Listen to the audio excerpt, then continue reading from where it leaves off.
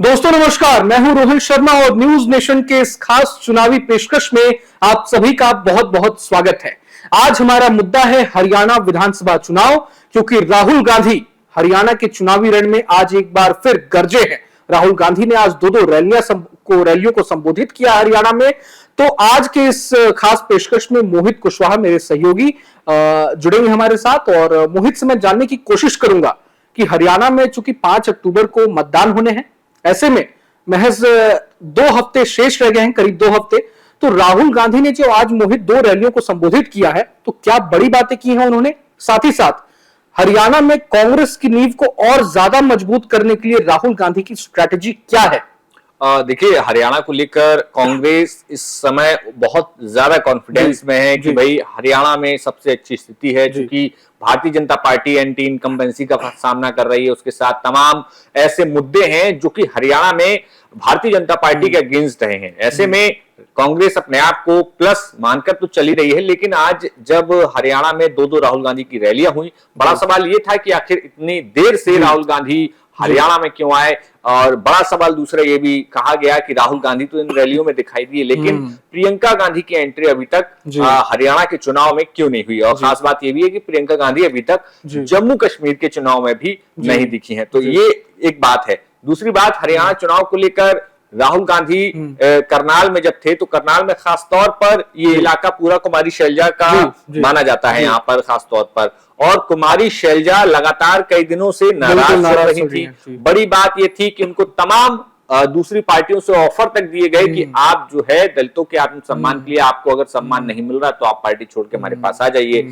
ऐसे में लंबी चुप्पी के बाद, लगभग 10 से 12 दिन की चुप्पी के बाद कुमारी शैलजा बीते 1 से 2 दिन पहले ही मीडिया के सामने आई हैं। और अब जब राहुल गांधी हरियाणा में अपनी रैली करने पहुंचे थे, तब जाके एक मंच पर भूपेंद्र हुड्डा और कुमारी शैलजा एक साथ नजर आए थे। बड़ा संदेश देने की राहुल ने कहीं ना कहीं कोशिश की है कि हमारी पार्टी में, कांग्रेस पार्टी में जिस तरह से ये अफवाहें फैलाई जा रही थी कि बिखर गई है कांग्रेस पार्टी, हरियाणा में 2 गुट बन गए हैं, तो कुमारी शैलजा और भूपेंद्र हुड्डा को एक साथ एक मंच पर लाकर राहुल ने बड़ा संदेश देने की कोशिश की है। लेकिन मोहित, किन बड़े मुद्दों पर उन्होंने फोकस किया और जिक्र किन बड़े मुद्दों का आज किया उन्होंने? देखिए, हरियाणा में खासतौर पर 3 बड़े मुद्दे जो कि आज राहुल गांधी ने अपनी रैली में उठाए। पहला तो था बेरोजगारी को लेकर, और इसके बाद दूसरा जो मुद्दा था वो पहलवानों को लेकर उन्होंने कहा। तीसरी बात उन्होंने दलितों, पिछड़ों को लेकर सामाजिक न्याय की बात की, अग्निवीर का मुद्दा उठाया उन्होंने। इसके साथ ही साथ जातिगत जनगणना की उन्होंने बात की।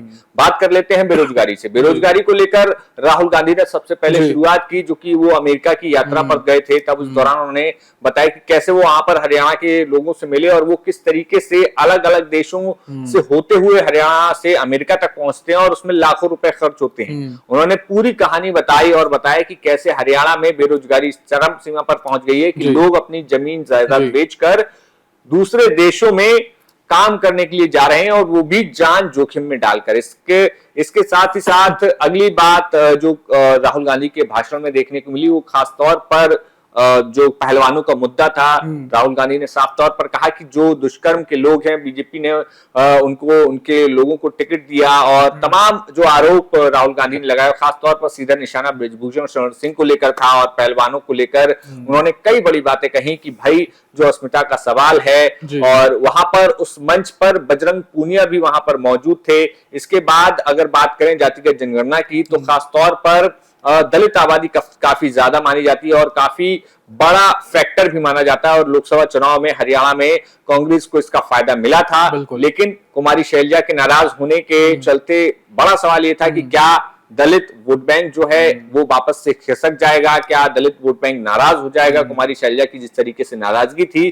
तो ऐसे में उन्हें मनाने के लिए कहीं ना कहीं राहुल गांधी ने का जो जातिगत जनगणना का मुद्दा जो कि लगातार लोकसभा चुनाव के दौरान वो उठा रहे थे, तो वही बात उन्होंने आज मोहित, एक चीज और सबसे अहम बात यह है कि हाल ही में कुमारी शैलजा का जन्मदिन भी था, तो कांग्रेस पार्टी ने जो डैमेज कंट्रोल करने की कोशिश की, हमने देखा कि भूपेंद्र हुड्डा, उनके बेटे दीपेंद्र हुड्डा, दोनों ने कुमारी शैलजा को सोशल मीडिया पर विश भी किया।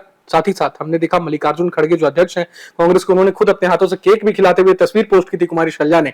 तो अपने आप में डैमेज कंट्रोल करने की कोशिश हो रही है कि तमाम अफवाहें जो है, क्योंकि चुनाव में कुछ ही दिन शेष रह गए वोटिंग में, और जिस तरह से आपने जिक्र किया कि लोकसभा में जो if I am not wrong Congress ने 5 सीटें जीती हरियाणा में, उसमें दलित वोट बैंक का अहम रोल था और कुमारी शैलजा दलित समाज से ही आती हैं, बड़ी नेत्री हैं कांग्रेस की, सोनिया गांधी करीबी मानी। तो इसे किस तौर पर देखते हैं? मतलब कांग्रेस ने मतलब इसे राहुल गांधी का कोई करिश्मा है? राहुल गांधी मतलब अचानक एक्टिव हुए, उनके चलते ही ये मामला ठंडा पड़ा? देखिए, दो चीजें हैं इसमें। एक तरफ तो कुमारी शैलजा की नाराजगी, दूसरी तरफ भूपेंद्र हुड्डा थे। दरअसल भूपेंद्र हुड्डा ने अपनी ताकत जहां दिखानी थी उन्होंने दिखा दी। उनको ज्यादा से ज्यादा अपने लोगों को टिकट दिलवाने थे, उन्होंने अपने ज्यादा से ज्यादा लोगों को टिकट दिलवा दिए। 72 लोग अब उनके जो है चुनाव लड़ रहे हैं। अब भूपेंद्र हुड्डा को बहुत ज्यादा कुछ दिखाने की जरूरत नहीं है, फाइट करने की जरूरत नहीं है। वो अब शांति से अब अपने पॉलिटिक्स, क्योंकि अपने प्यादे उन्होंने सेट कर दिए हैं, अब चुनावी मैदान में है। जो रिजल्ट आएगा उसमें भूपेंद्र हुड्डा का ही फायदा है। नुकसान में कौन था? नुकसान में थी कुमारी शैलजा। अब कुमारी शैलजा के हाथ में फिलहाल 9 से 10 टिकट बताए जा रहे हैं, तो ऐसे में उनको मनाने के लिए हाईकमान ने अपने तरफ से पूरा जोर लगाया। तो ऐसे में कुमारी शैलजा मान गई, वहां भूपेंद्र हुड्डा खुद शांत हो गए, क्योंकि उन्होंने तो अपने टिकट बांट दिए हैं। अब वो जब जीत कराएंगे तो पावर में वही पावरफुल तो रहेंगे विधायकों के मामले में। तो इस तरीके से पूरी कहानी सेटल की गई है। अब ऐसे में कुमारी शैलजा के लिए बड़ी बात यह भी थी कि वो दूसरी पार्टी में जाती हैं, क्या करती हैं, लेकिन मुझे लगता है कि इतनी जल्दी कुमारी शैलजा अपना पाला नहीं बदलेंगी, क्योंकि यहाँ पर कांग्रेस में मुख्यमंत्री के तौर पर एक ऑप्शन है उनके पास। जी मोहित, हमने देखा भी कुमारी शैलजा ने जो मीडिया से बात की, तमाम उनके जो बयान सामने आ रहे हैं, उन्होंने कहा भी कि मेरे पिता कांग्रेस के कफन में लेट ये गए थे और मेरा भी यही ख्वाहिश है कि मेरे भी रगों में कांग्रेस का ही खून दौड़ता है और सपना ये मेरा भी यही है कि मैं कभी कांग्रेस छोड़कर नहीं जाऊंगी और जब मैं भी आखिरी सांसें लूंगी, आखिरी वक्त मैं भी चाहूंगी कि कांग्रेस की ही कफन में लपेटकर मैं, है ना, ये करूं। तो अपने आप में बड़ी बात है ये। लेकिन दूसरी चीज सबसे अहम यहां ये हो जाती है कि कुमारी शैलजा ने भी कोई ना कोई डिमांड तो रखी ही होगी मोहित। महत्वाकांक्षा तो सभी की होती है। उन्होंने कहा भी था कि आज भी मैं चाहती हूं कि सीएम मैं बनूं हरियाणा की, है ना।